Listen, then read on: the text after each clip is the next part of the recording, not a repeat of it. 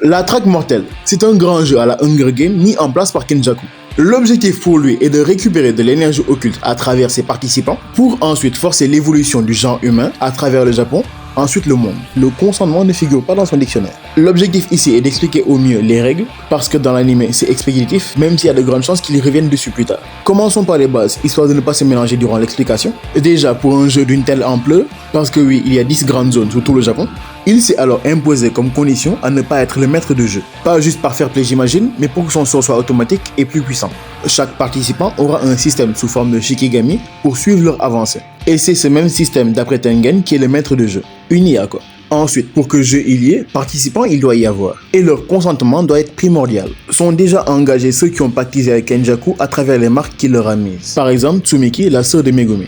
Par contre, les personnes qui se trouvaient dans les zones de combat lors de leur apparition ne comptent pas. Ils ont été pris dans le feu de l'action et comme dirait Kyoraku, un jeu n'en est pas un si on n'explique pas les règles aux participants. Pour ces personnes, leur participation sera prise en compte uniquement si elles sortent et rentrent encore une fois. Prions 5 minutes pour Philippe qui est retourné dans la barrière parce qu'il a oublié son téléphone.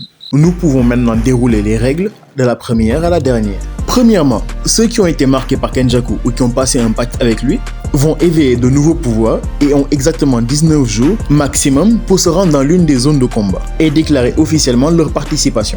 Étant donné qu'il a besoin d'énergie occulte, j'imagine que c'est sous peine de sanction. Eh bien oui, puisque c'est la règle numéro 2. Si dans les 19 jours où notre pouvoir a été éveillé, eh bien il se voit être confisqué. C'est tout. Je m'attendais à pire. Troisième règle, toute personne qui n'a pas été marquée ou qui ont pactisé avec Kenjaku, eh bien, vous vous retrouverez dans la même situation que Philippe. Vous serez automatiquement considéré comme participant. Quatrième règle.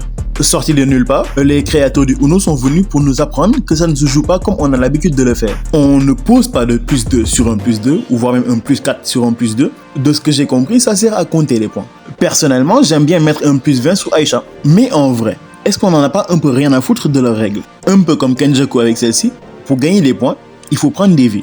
La cinquième règle est en lien direct avec la dernière. Ici, le maître de jeu a décidé de la valeur de chacun. Éliminer un exorciste vaut 5 points, tandis que les non-exorcistes comme Philippe n'en valent qu'un seul. Toujours dans la continuité de gagner des points, la sixième règle nous permet de rajouter d'autres règles. Vous l'aurez compris, grâce aux points. Il n'y a toujours pas d'explication de comment on gagne, mais avec 100 points, vous pouvez rajouter au moins une règle. Septième règle, le maître du jeu acceptera toute autre règle tant qu'elle n'interfère pas dans le bon déroulé du jeu. Et bien évidemment, ses règles de base. Et enfin, la huitième règle fait écho à celles qui l'ont précédée. Une fois à l'intérieur des zones ou à l'instant même où on a récupéré des points, si un délai de 19 jours est passé après obtention d'une de ces conditions, eh bien on se voit privé de nos sorts également, obligeant ainsi tous les participants à s'entretuer.